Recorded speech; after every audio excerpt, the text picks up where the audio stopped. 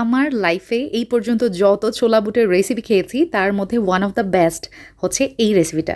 একবার যদি এই রেসিপিটা বাসায় ট্রাই করেন তাহলেই বুঝবেন, মানে অন্য ছোলা বুটের রেসিপি লিটারালি ভুলে যাবেন। আমার হাজব্যান্ড এই রেসিপি খাওয়ার পরে বলছিল আসছে রমজান মাসে এই রেসিপি আবারও চাই, বুঝেন অবস্থা।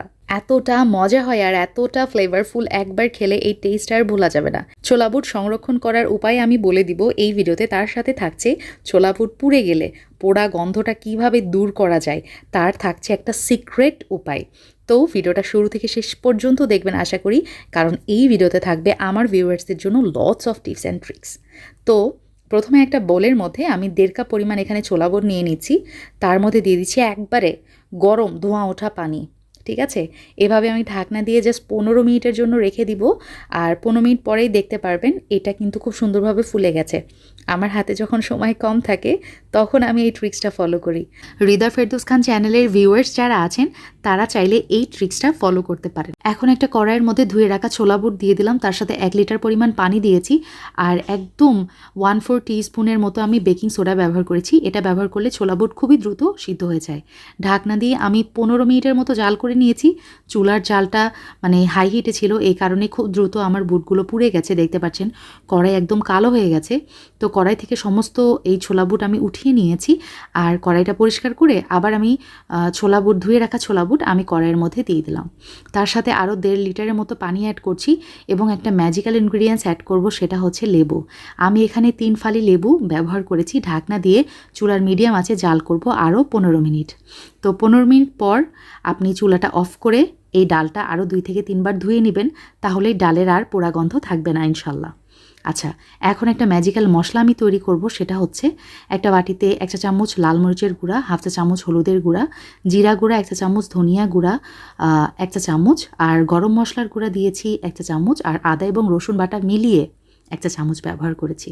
সামান্য একটু পানি দিয়ে সব কিছু খুব ভালোভাবে মিক্স করে এই মশলাটা একটা সাইডে রেখে দিচ্ছি। এই পর্যায়ে আমি 3টা আলু নিয়ে নিয়েছি। আর এই আলুগুলো সিদ্ধ করা আলু একটু বয়েল করে নিয়েছিলাম আমি 15 মিনিটের জন্য গরম পানিতে। তো আলুগুলো ছোটো ছোটো কিউব করে আমি কেটে নিয়েছি। আর এখন কড়াইয়ের মধ্যে গরম তেলে আমি আলুগুলো কিছু সময় ভেজে নিব। কিছু সময় বলতে একটু গোল্ডেন ব্রাউন কালার চলে আসবে, তাহলেই বুঝবেন আলু ভাজা হয়ে গেছে। চুলা থেকে নামিয়ে নিলেই হয়ে গেল। আর এই রেসিপিতে এভাবে আলু ফ্রাই করে ইউজ করলে বেশি মজা লাগে খেতে। এখন কতগুলো ভেজিটেবল আমি নিয়ে নিয়েছি, দেখতে পাচ্ছেন টমেটো, ধনিয়া পাতা, শসা, পেঁয়াজ এবং কাঁচামরিচ সব কিছু আমি ছোট ছোট পিসেস করে কেটে নিয়েছি, খেয়াল করেছেন নিশ্চয়ই। আর তার সাথে আমি একটা লেবুর ফালি রেখেছি, এটাও আমার কাজে লাগবে। এখন একটা প্যানের মধ্যে আমি 2 টেবিল চামচ কুকিং অয়েল ব্যবহার করেছি, তার সাথে দিয়ে দিলাম জিরা 1 চা চামচ, কাঁচা জিরা ব্যবহার করেছি। জিরাটা কিছু সময় ভাজা হয়ে গেলে আমি এই যে আগে থেকে তৈরি করে রাখা যে স্পেশাল মশলাটা সেটা দিয়ে দিলাম। দিয়ে এখন কিছু সময় তেলের সাথে ভুনা করে নিয়েছি। আর এই যে বাটিটা ধুয়ে পানি আমি এখানে ব্যবহার করেছি প্রায় 1/2 কাপের মতো। তো পানিটা দিয়ে মশলাটা যখন খুব সুন্দরভাবে কষিয়ে নেওয়া হবে, এই যে দেখতে পাচ্ছেন মশলা থেকে তেল ছেড়ে দিয়েছে, তার মানে বুঝতে হবে আমার মশলাটা একবারে রেডি। আর এই যে এইদিকে আমি হচ্ছে যে ডালটা দিয়ে দিচ্ছি। আমার ডালটাও কিন্তু খুব সুন্দরভাবে সিদ্ধ হয়ে গেছে। এখন ডালের সাথে এই মশলাটা খুব সুন্দরভাবে, মানে ছোলা বুটের সাথে মশলাটা খুব সুন্দরভাবে আমি উল্টে পাল্টে মিক্স করে নিয়েছি। তার সাথে 1.5 চা চামচ আমি লবণ ব্যবহার করেছি আর 1/2 কাপ মতন এখানে পানি ব্যবহার করেছি। ঠিক আছে, পানি দিয়ে নেড়েচেড়ে সব একত্রে মিক্স করে নিয়ে ঢাকনা দিয়ে আমি চুলার মিডিয়াম আছে এটা জাল করে নিয়েছি প্রায় 10 মিনিটের মতো। আলহামদুলিল্লাহ আমার মশালা ছোলা বুট কিন্তু একবারে রেডি। আমি একটা বক্সে করে হাফ অংশটুকু তুলে রাখছি, ঠান্ডা হয়ে গেলে ঢাকনা দিয়ে ফ্রিজের নর্মাল চেম্বারে রেখে দিব 3 থেকে 4 দিনের মতো, ভালো থাকবে ইনশাল্লাহ। আর হাফ অংশটুকু আমি একটা বলে নিয়ে নিয়েছি, তার মধ্যে ভেজে রাখা আলু দিয়ে দিলাম। আর শসা কুচি ব্যবহার করেছি 1/2 কাপ পরিমাণ। আমি পেঁয়াজ কুচি ব্যবহার করেছি 4 টেবিল চামচ, টমেটো কুচি ব্যবহার করেছি 4 টেবিল চামচ। আর এটা কি বলে ধনিয়া পাতা ব্যবহার করেছি প্রায় 1/2 কাপের মতো হবে।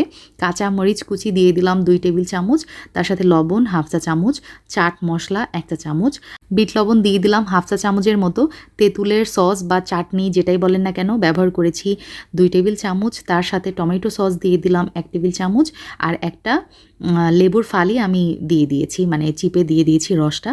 এখন সব কিছু উপকরণ একসাথে মিক্স করলেই দেখতে পারবেন যে এটা কী লোভনীয় হয়েছে।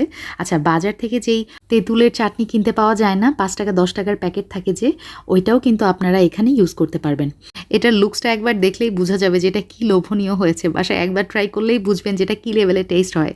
সো ইনাফ ফর টুডে, ইনশাল্লাহ আবার দেখা হবে। আল্লাহ হাফিজ, আসসালামু আলাইকুম।